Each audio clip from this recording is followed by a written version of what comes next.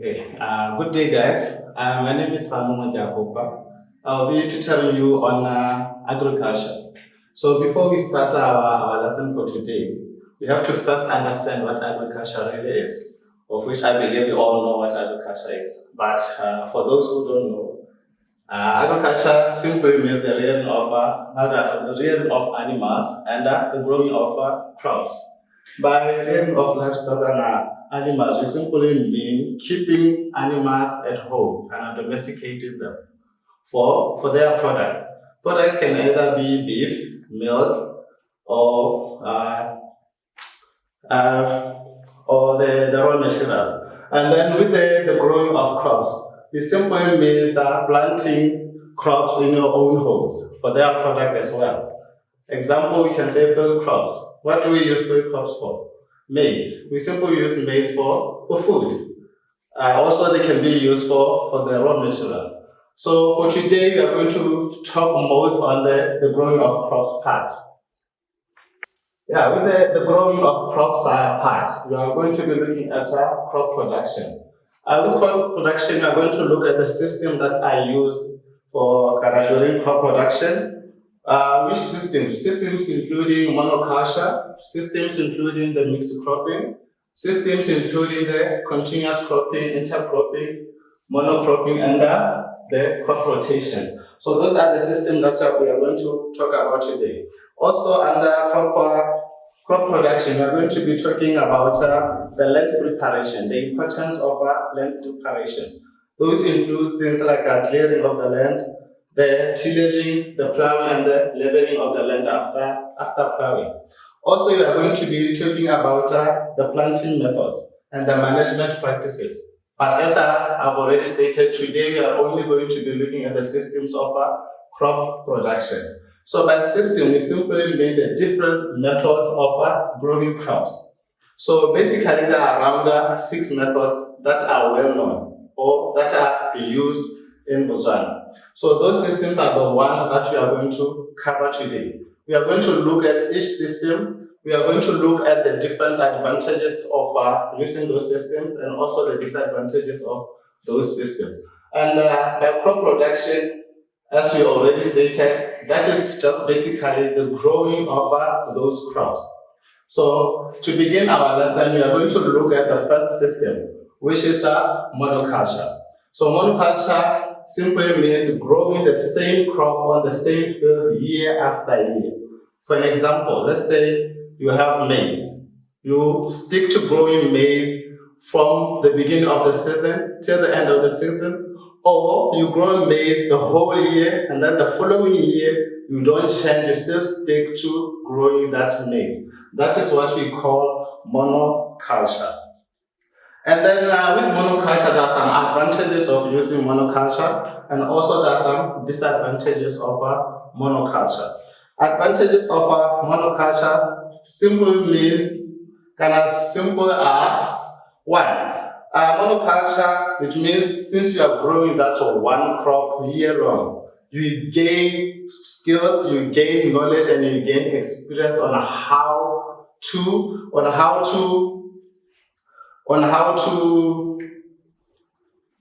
you gain skills and knowledge on how to look after that crop, how to take care of that crop. So therefore, ending up producing the best yields based on that crop, since you already have the skills and knowledges regarding that particular crop.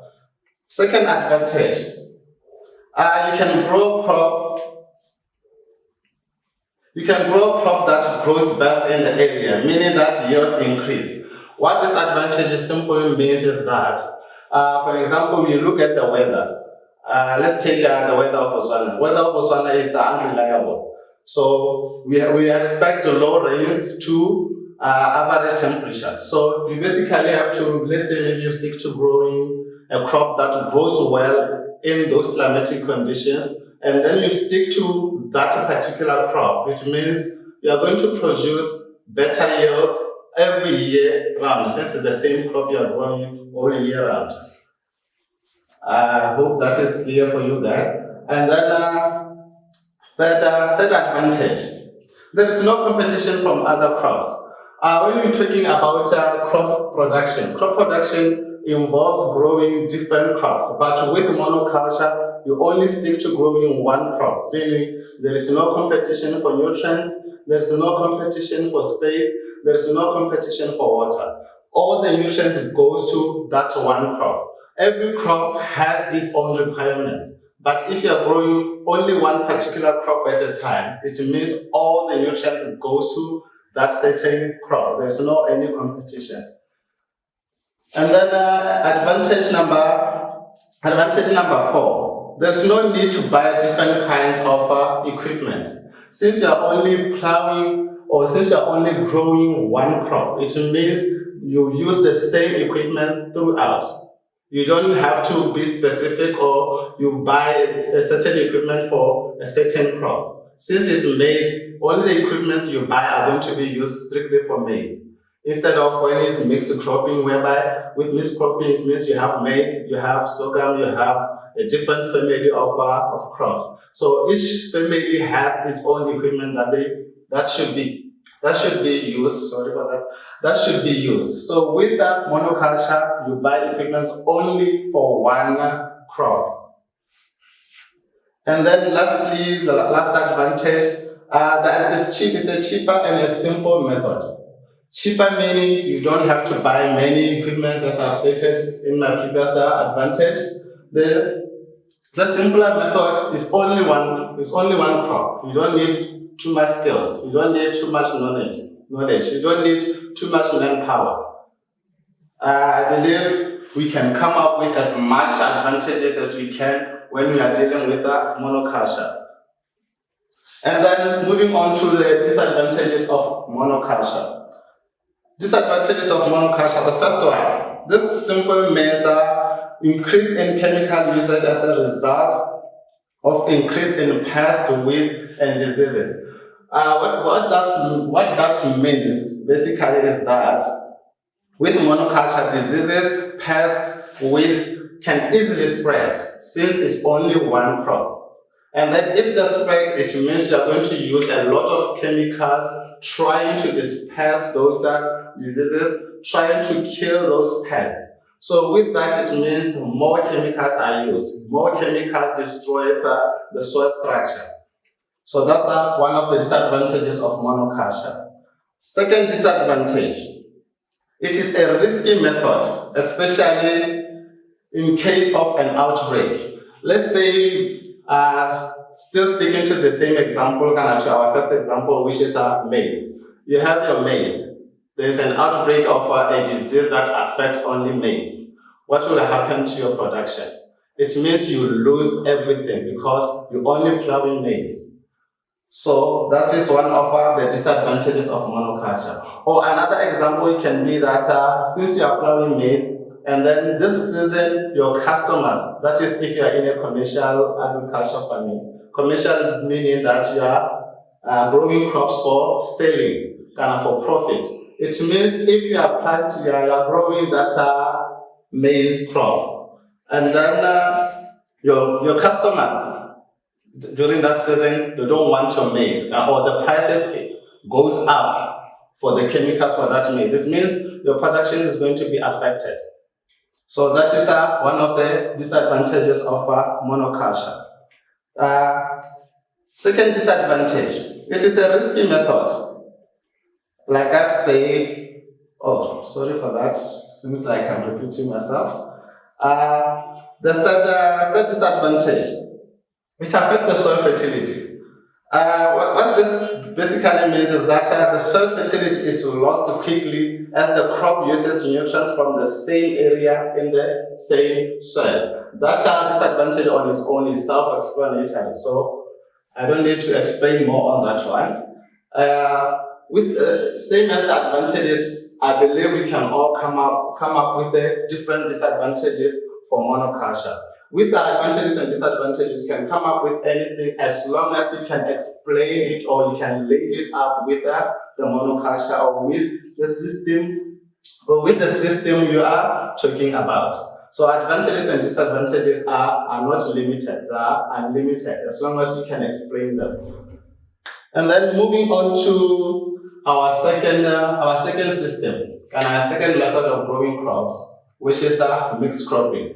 Basically, mixed cropping, what it means is growing more than one type of crops on the same field and at the same time.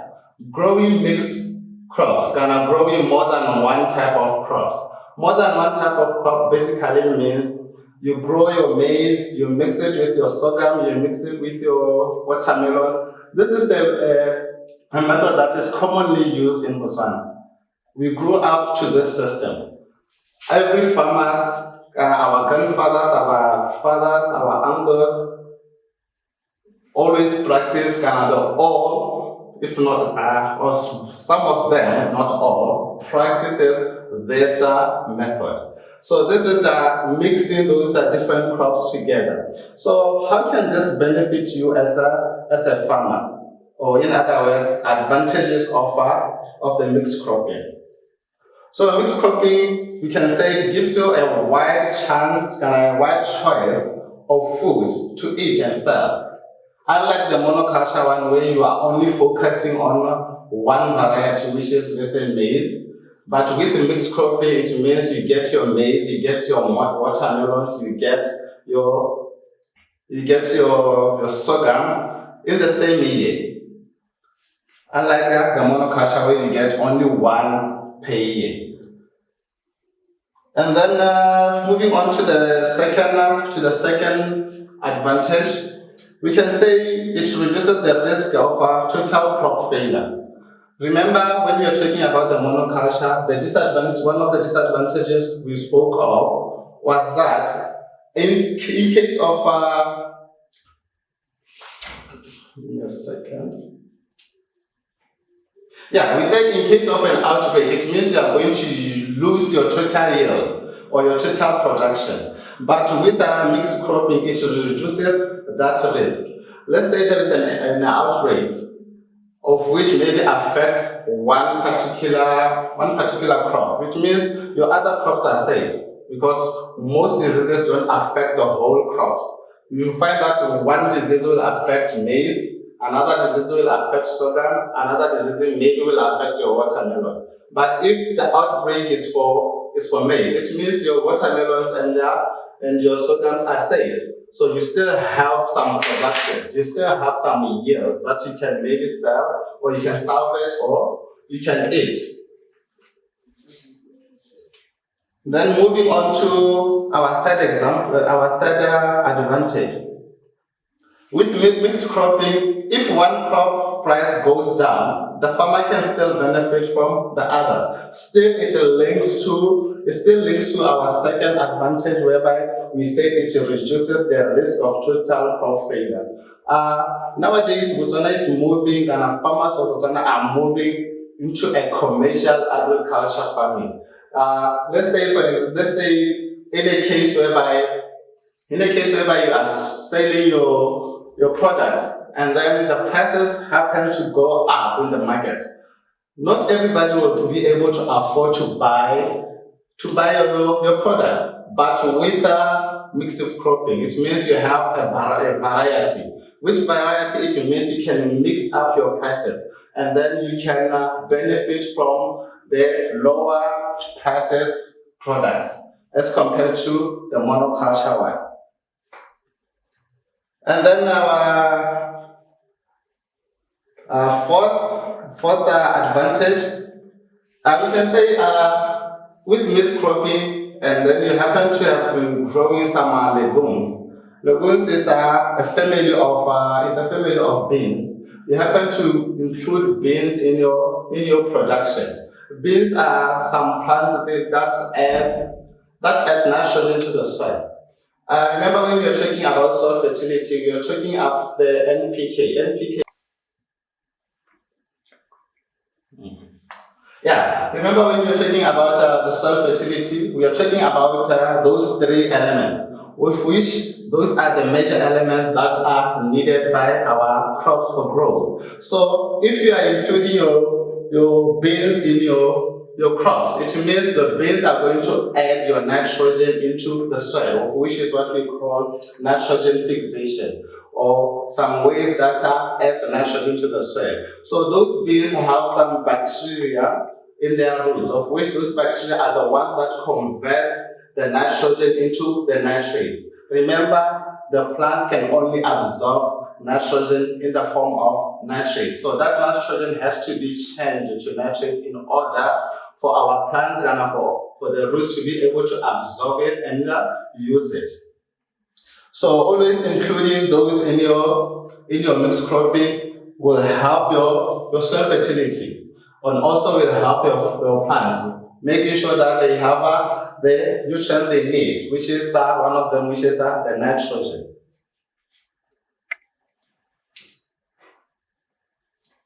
And then continue on with the disadvantages of the mixed cropping. We are still on the mixed cropping system. So some of the disadvantages of mixed cropping can be that since it's mixed cropping, it means you have to have skills and knowledge of each and every crop you are growing. You have to know how that crop grows, what that crop needs, the space that crop needs, and that is the knowledge we are talking about. So with that, it means you are going to need more labor as well. Labor for what? Labor, can need that labor for weeding, you can need that labor for harvesting, and you also for spraying the insecticides, the pesticides, and the chemicals. Remember, mixed cropping is more than one crop. Unlike the monoculture one. Monoculture, you don't need that much labor because it's only one crop. But with mixed cropping, you need more labor to harvest each and every crop that you have grown. And then also it means you cover a large area of field. So large area of field, more weeds, more labor to remove the weeds. Remember the weeds, when we are talking about the weeds, it simply mean the unwanted plants that are going to compete with our crops for nutrients. And then moving on to our second advantage, or second disadvantage, sorry for that. Mixed cropping can lead to crowding of crops since usually seeds are broadcasted. So with mixed cropping, basically so simple it means that seeds are usually broadcasted. Broadcasted is where they are just spread all over the field. So with that, it means they are going to be mixed. And when they are mixed, you are never sure how many seeds fell into a particular area. Maybe a lot of seeds might have fallen in that particular area, meaning that there is going to be an overcrowding of crops in that particular area. And then with the overcrowding simply means competition of nutrients, of which ends up leading to your plants not growing. And then with plants not growing, it simply means reduced production. And then third disadvantage. Since there is a mixture of crops, it means there are some certain crops that grow tall and there are some certain crops that are shorter than others. It simply means the tall ones are going to shadow the short ones. And then by shadowing the short ones, it means the short ones won't be able to photosynthesize. I believe you still remember photosynthesis, but if for those who don't remember, photosynthesis basically is a way plants make their own food, and they need sunlight. And then with shadow, it means the shorter plants won't get enough sunlight.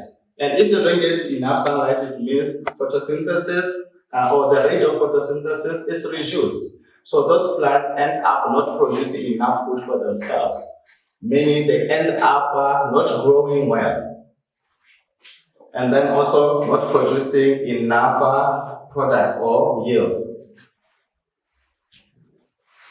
And then last but not least, disadvantage is that they need more knowledge and skills. Back to our first point.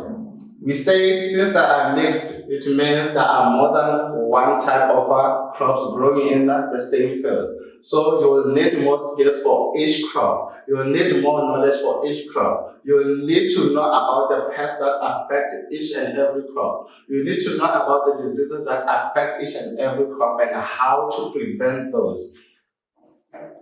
So basically that is a mixed cropping. And then moving on to the third system or the third method of growing crops, there is the continuous cropping method. With continuous cropping method, it basically means a farmer continues to have crops growing on the field all year round, not allowing the land to rest. This means you grow crops season after season. Remember, we have 4 seasons in a year, and then it means summer you'll be growing certain crops, winter you grow crops that grow well in winter, also autumn you grow crops, and also spring. So this means your land won't have enough time to rest. So that is why we call it continuous. You never stop. You continue growing all year round. Even the following year, you continue growing without giving your land time to rest.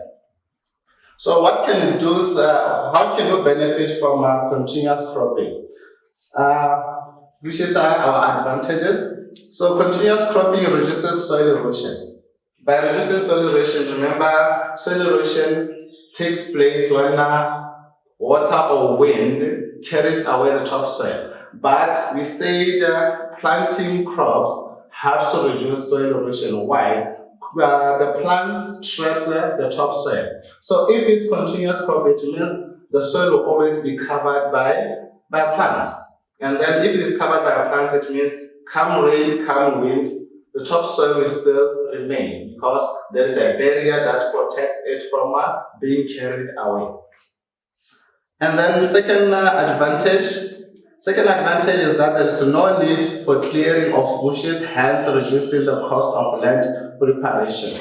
Remember, when we started, we were talking about land preparation. So land preparation means removing the stumps. It also means clearing your bushes for your land. You can't plow in an uncleared land. Uncleared land means it has some weeds on it.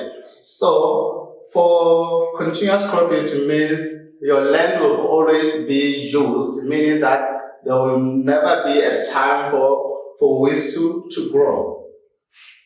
That is basically what this advantage means, of which is no need for clearing of bushes, hence reducing the cost of land preparation. And then going on to our next advantage is that it's easier to cultivate the soil as the soil becomes hard or compact if left without crops for a longer time. Basically what it means is that if you leave your crop or if you leave your field or land for a long time unattained or for a long time without plowing on it, it basically means your soil is going to be hardened and also your soil is going to be compact. But with continuous cropping, it means the cultivation is an ongoing process that carries on all year round, meaning that your soil is cultivated throughout the year. And then lastly, farmers can get more food regularly as there is always crops growing on the field. This is that advantage is the same as we are going to the mixed cropping one, but with mixed cropping it basically means there are different crops. But with continuous cropping it basically means you have continuous supply of products or of yields all year long. So with continuous cropping, you can do continuous cropping, mixing it with mixed cropping, or you can do continuous cropping where you plow only one crop in the same field, which is the monoculture one, but making it a continuous thing. And then someone can ask what are the disadvantages of the continuous cropping. So disadvantages of continuous cropping is that the nutrients in the soil gets finished. So a plant is an organism that needs to feed. And for it to feed or for it to grow, it needs nutrients. Where does it get those nutrients? It gets them from the soil. So if the soil has plants on it all year long or throughout, it means those plants are using those nutrients. So they are using those nutrients the whole of the year. meaning that the soil doesn't have any time to regain or retrain the lost nutrients. So this nutrients ends up finishing. That is one of the disadvantages. The second one, there is no resting chance for the soil to regain nutrients, the one I just explained. So since it's a continuous cropping, it basically means your land doesn't have time to rest. The reason to give your land time to rest basically is to allow it to regain the nutrients that has been used up by the crops. But if you don't allow it that period, it means there won't be any nutrients for it to regain. And then third disadvantage. So third disadvantage, continuous cropping can destroy the soil structure, leading to soil not being able to hold enough water due to over-cultivation. Remember, we say this is continuous cultivation. Your soil is cultivated all year long throughout the whole of the entire year. It means your soil structure or how your soil is can be destroyed, meaning that you break your soil apart due to over-cultivation. And then once that happens, it basically means your soil can no longer hold water. So it loses water fast. If it loses water fast, your plants don't get enough supply of water and they end up dying. Remember, water is one of the elements that we need for photosynthesis. So without water, there is no photosynthesis. And without photosynthesis, there is no life. Remember also, the animals depend on the photosynthesis indirectly. They depend on the plants, hence photosynthesis. And then our third system, which is intercropping. Intercropping is a form of mixed cropping where crops are grown in a pattern. Mixed cropping. Mixed cropping, basically, as we are saying when we're explaining them, it basically means growing more than one type of crops on the same field. You can do mixed cropping the intercropping way. Basically, what happens with intercropping, what it means is that, or an example of that is let's say you are planting maize in a row, then the second row you plant maybe beans, and then the third row maybe you plant sorghum, and then this pattern goes on for the rest of the field, which means you are going to have three intercropping. What are the advantages of that? Most of the advantages of intercropping are the same as the advantages of mixed cropping, with an exception of one, which is the spread of diseases can be controlled by having rows of different crops, of which still, yes, you might say it leads to the mixed cropping advantages, but with this one, it means each crop is in a row. And then with the disadvantages, before that, I won't talk much about the advantages of the intercropping, since we already described most of these advantages with the mixed cropping. So the advantages here are the same as the advantages here. And then with the disadvantages, some of them are the same as the ones with the mixed cropping. But there are some few ones that are not there with the mixed cropping one. So we can say the disadvantages of intercropping can be that more experienced and skilled workers are needed. We cover that one with the mixed cropping. More time is taken to grow the different types of crops. Remember, when you're talking about mixed cropping, we said it's usually done through broadcasting. You just stand in a field and you just throw your seeds. That's broadcasting. But with intercropping, since we are talking about a row, it means you are going to need more time and you are going to need more skilled people to go row by row planting your crops. And then also disadvantage you can say is usually done on small scale farms due to its time and labor intensiveness. As we are saying that you need more time to grow and you need more labor. It's usually done in a small scale land, like a small farm, not a big plantation or a big field. And then another disadvantage, you can say that crops mature at different times. Yeah, each crop has its own time period to mature. Remember, we said there are some crops that grows well in winter, there are some crops that grows well in summer, there are some crops that grows. And basically, what I'm saying is that each crop has its own conditions that are suited for it to grow and to mature. So since intercropping incorporates some of the mixed cropping functions, which means different crops, it means each crop is going to mature at its own time period, which is a disadvantage, unlike the monoculture one, where if it's maize matures at the same time as compared to sorghum and beans. And then as we move on to our feed system or method of growing crops, which is monocropping. So basically, monocropping means growing only one type of crop on a field in a plowing season. One type of a crop on a field in a plowing season. Yes, some can say it's the same as the monoculture one. But the only difference here is that with monoculture, it means you grow it year after year. But with monocropping, yes, you can grow it year after year, or you can choose to change from year to year. First year you grow maize, second year you grow beans, third year you grow something else.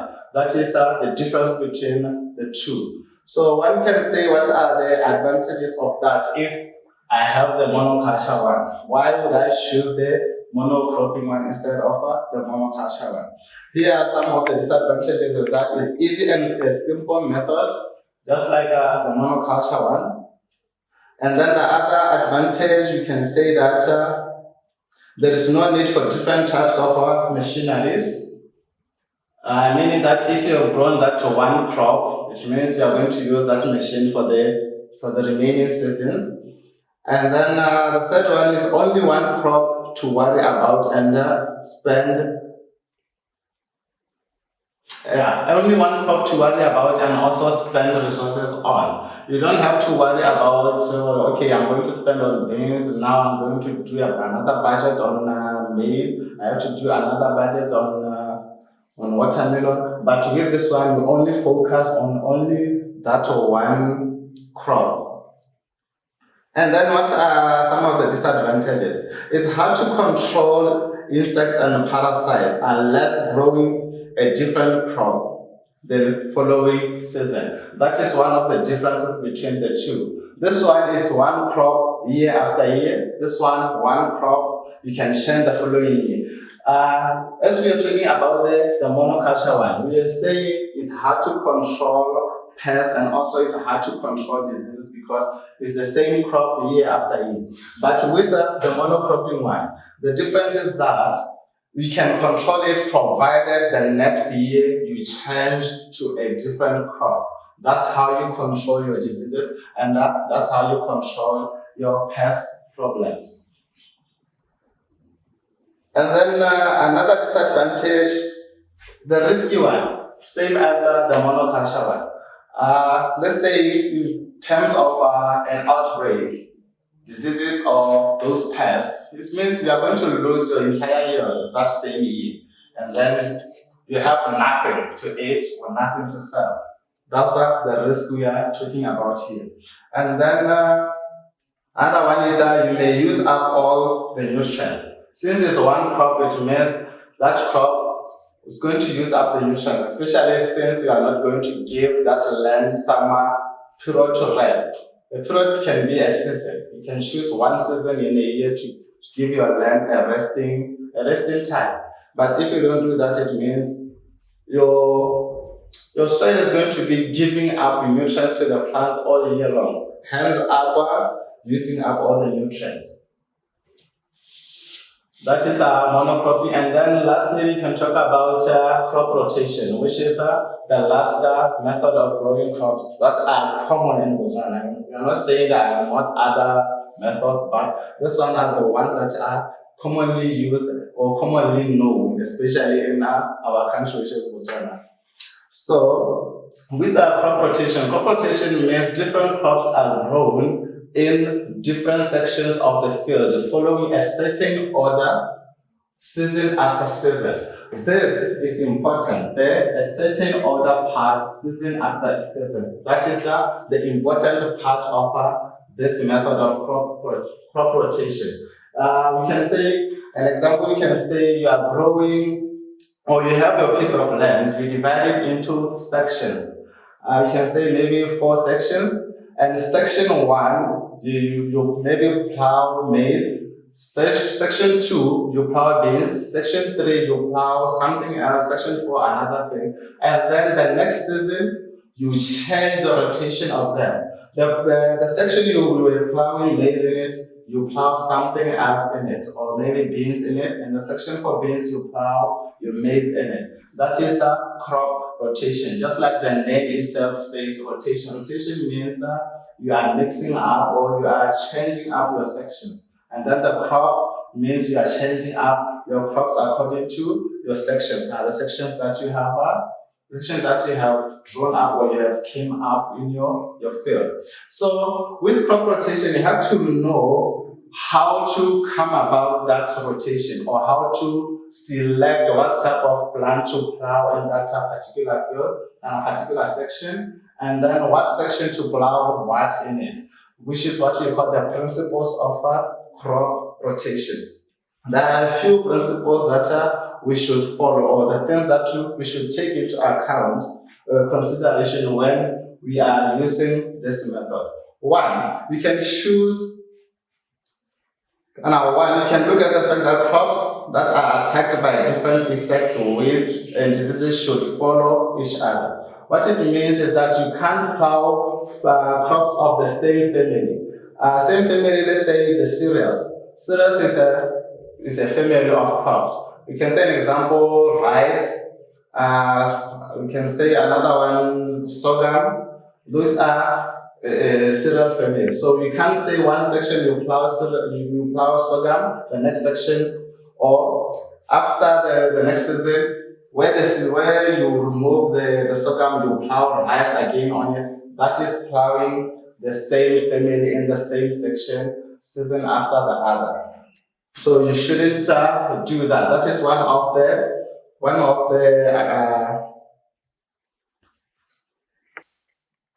so the reason for following that one step, which I was saying, you shouldn't plant crops of the same family following each other in the same section. Is that helps you to control the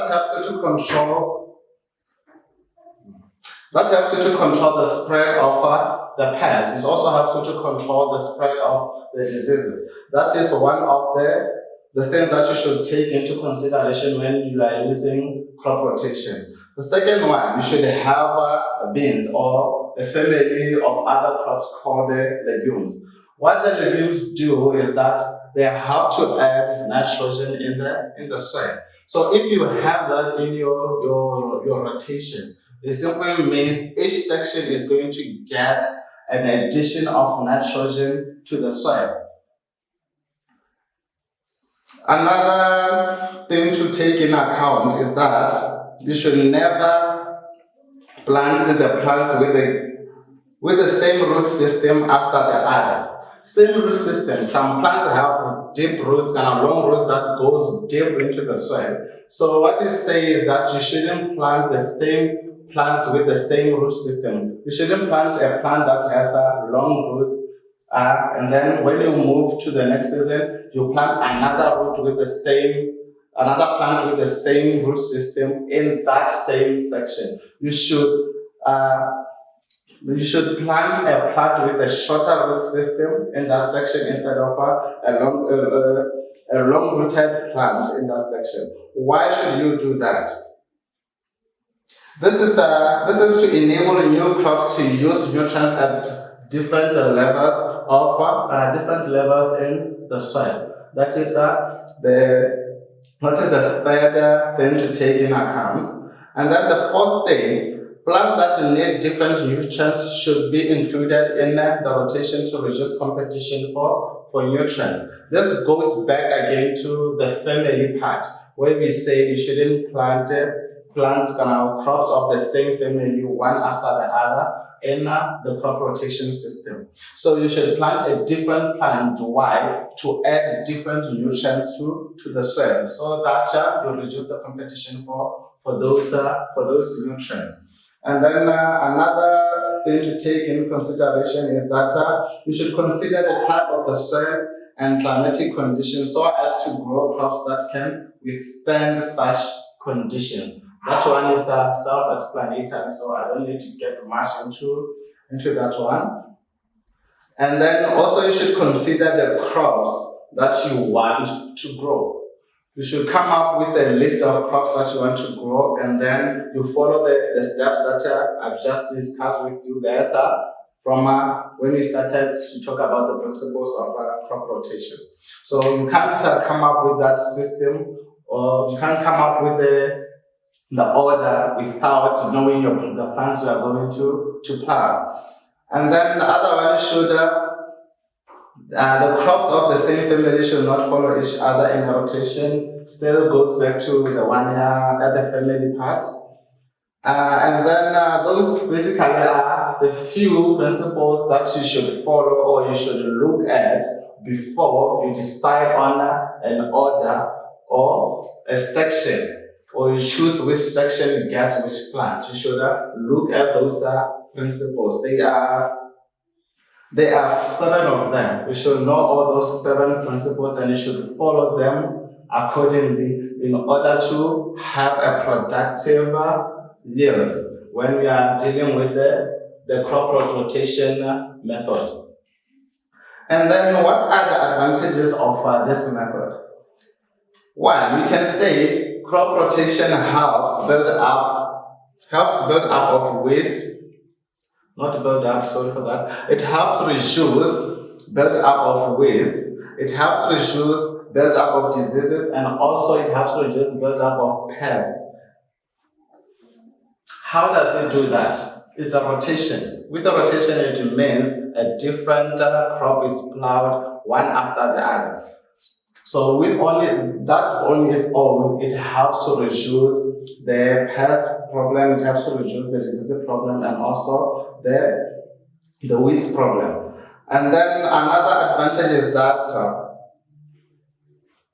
good use of land as nutrients from different parts, from different parts of the soil are used.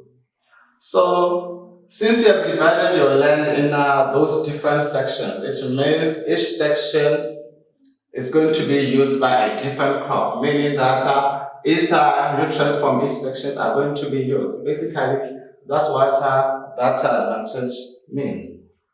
So there's no part of the field that is going to be left unused, or there's no part of the field where its nutrients are going to be wasted. And then another advantage is that less reliance on chemicals. Remember, we only use chemicals when we are dealing with pests or weeds, or we are dealing with diseases. But with the rotation part, it means that we won't have that problem. If we don't have the problem of diseases, basically it means we won't be using too much chemicals. And then also it improves soil fertility. Going back to the one here, the beans. We said the beans add nitrogen to the soil. The addition of nitrogen is a fertilizer. Addition of nitrogen basically means improvement of soil fertility. Soil fertility is how much nutrients can the soil provide. So if you are including your legumes in there, it means they are going to add more fertilizers to the soil, which at the end of the day improves your soil fertility. And then also it reduces the risk of crop failure. From the beginning of the lesson today, we've been talking about the reduction of risk, or we've been talking about risk. Basically what we remain is that the reducing of risk part, basically it means that, let's say there's an outbreak, you are safe. especially since you are having more than one crops growing in the same field. Yes, it might be divided into sections, but it's the same field, which is divided into different sections. And then you are growing crops in that field at the same time. So it basically means it reduces the risk of a crop failure. Because if one crop fails, you still have the other crops. And then moving on to the disadvantages of crop rotation, it needs skills and knowledge on crops to come up with a proper rotation plan. Basically, here, for you to understand the principles of crop rotation, you need skills.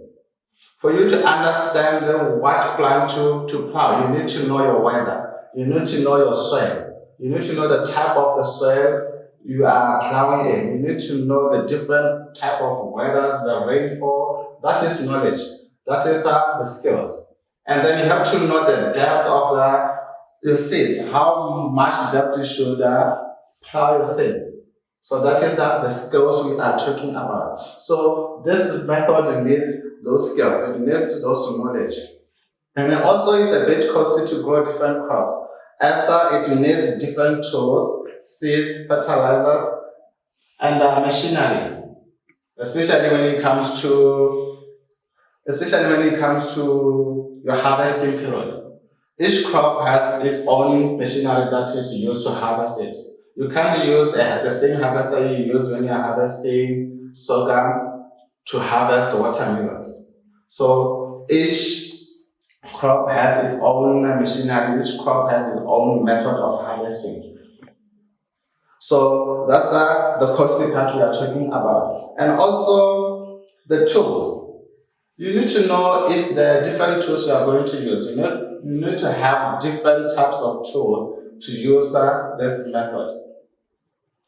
And then when you talk of seeds, since we are growing different type of plants or different types of crops, it basically means different seeds. You need to have those different kinds of seeds. And then lastly, it needs time.